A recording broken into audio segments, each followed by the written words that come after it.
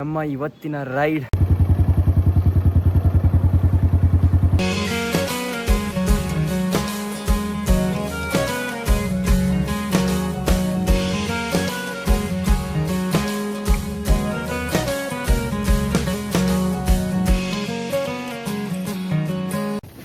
ಚಿಕ್ಕವರಿದ್ದಾಗ ಸಾಗರದಲ್ಲಿದ್ದಾಗ ಪ್ರತಿ ಶನಿವಾರ ಇಲ್ಲಿ ಬರ್ತಿದ್ವಿ. ಎರಡು ಶನಿವಾರ ನಾವು ಊರಲ್ಲಿದ್ದರೆ ಹೆಲಿಪ್ಯಾಡ್ ಇದೆ,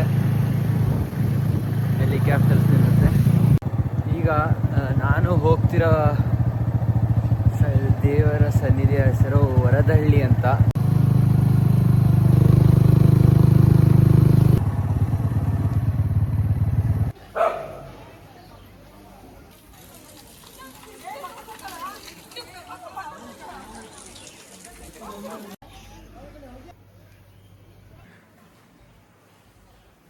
ಈಗ ಸ್ವಲ್ಪ ಲೈಕ್ ಲಾಸ್ಟ್ ಟೈಮ್ ಬಂದಾಗ ಕೂಡ ಇಲ್ಲಿ ಬಂದಿದ್ದೆ.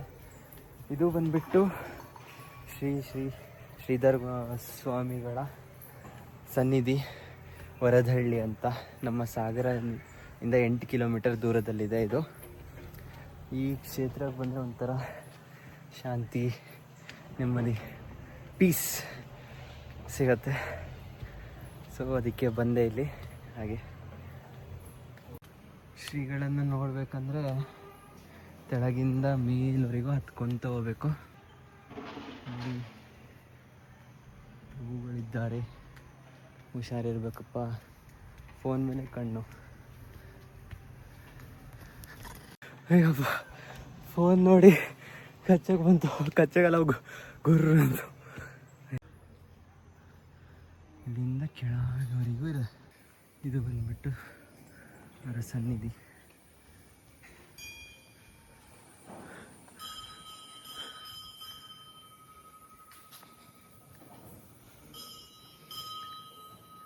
ನಮಃ ಶಾಂತಾಯ ದಿವ್ಯಾಯ ಸತ್ಯಧರ್ಮ ಸ್ವರೂಪಿಣಿ ಸ್ವಾನಂದಾಮೃತ ತೃಪ್ತಾಯ ಶ್ರೀಧರಾಯ ನಮೋ ನಮಃ.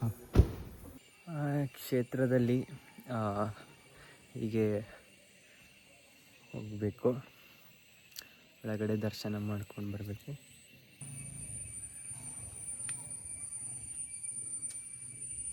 ಏನಂದರೆ ಆವಾಗ ಶ್ರೀಧರ್ ಸ್ವಾಮಿಗಳು ಬಂದುಬಿಟ್ಟು ಇಲ್ಲಿ ನೆಲೆಸಿದ್ರು. ಅವರು ಇಲ್ಲಿ ತಪಸ್ ಮಾಡ್ತಿದ್ರು. ಇಲ್ಲಿ ಮೇಲ್ಗಡೆ ಬೆಟ್ಟದ ಮೇಲೆ ಕೂಡ ಇದೆ, ಅಲ್ಲೆಲ್ಲ ಹೋಗಿ ತಪಸ್ ಮಾಡ್ತಿದ್ರು. ಆಗ ಈ ಕ್ಷೇತ್ರ ಹುಟ್ಕೊಂಡಿರೋದು ವರದಹಳ್ಳಿ. ತುಂಬ ಜನ ಬಂದು ಒಂಥರ ಶಕ್ತಿಧಾಮ ಮಾಡಿದ್ದಾರೆ ಇದನ್ನು.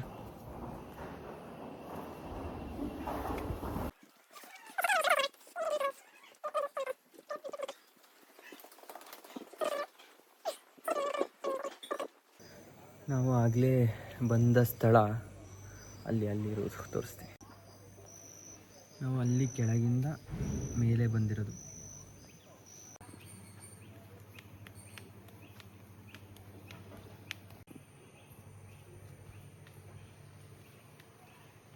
ಆ್ಯಕ್ಚುಲಿ ಏನು ಗೊತ್ತಾ, ನಾನೀಗ ಇಳಿತಾ ಇದ್ದೀನಿ. ಏನಂದರೆ 6 ಗಂಟೆ ಒಳಗೆ ಇಲ್ಲಿ ಕತ್ಲಾಗತ್ತೆ. ಮತ್ತು ಅಲ್ಲಿ ನಾವು ಇದ್ವಲ್ಲ, ಅಲ್ಲಿಂದ ಶ್ರೀಗಳು ತಪಸ್ಸಿಗೆ ಕುಂತ್ಕೊಳ್ಳೋ ಜಾಗಗಳಿತ್ತು.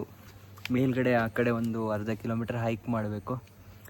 ಒಬ್ಬನೇ ಇದ್ದರೆ ನಾನು ಹೋಗಲ್ಲ, ಯಾರಾದರೂ ಬನ್ನಿ ಜೊತೆಗೆ ಹೋಗೋಣ. ಅಲ್ಲಿ ಮೇಲೆ ಆ ಬಿಲ್ಡಿಂಗ್ ಕಾಣಿಸ್ತಿದೆ ಅಲ್ಲ, ಅದು ಭೋಜನಾಲಯ. ಅಂದರೆ ಅಲ್ಲಿ ಮಧ್ಯಾಹ್ನ ಬೆಳಗ್ಗೆ ತಿಂಡಿ ಎಲ್ಲ ಸಿಗುತ್ತೆ.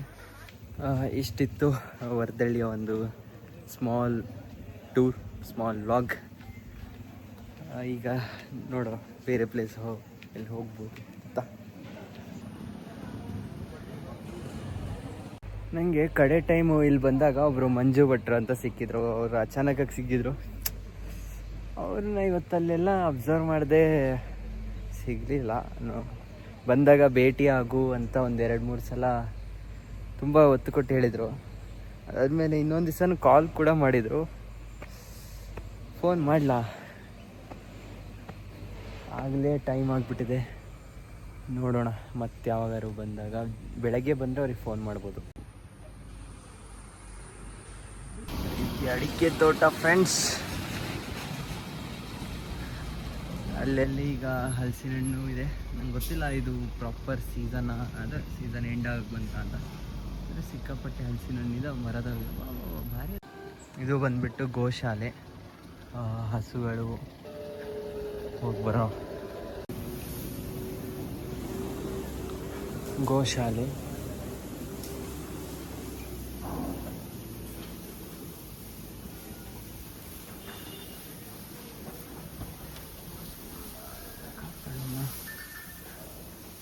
ತುಂಬ ನೀಟಾಗಿ ಮೇಂಟೈನ್ ಮಾಡಿದ್ದಾರೆ. ಈ ಕಡೆ ಒಳಗಡೆ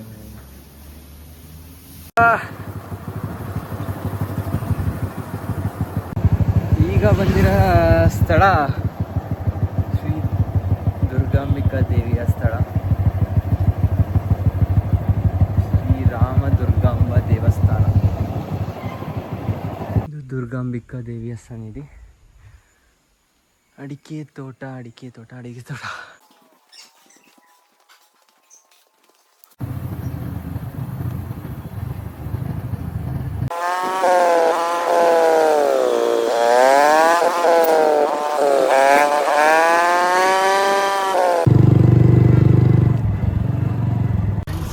ಇದೇ ಹಾಸ್ಪಿಟಲಲ್ಲಿ ನಾನು ಹುಟ್ಟಿದ್ದು ಚಿಕ್ಕವನಿದ್ದಾಗ.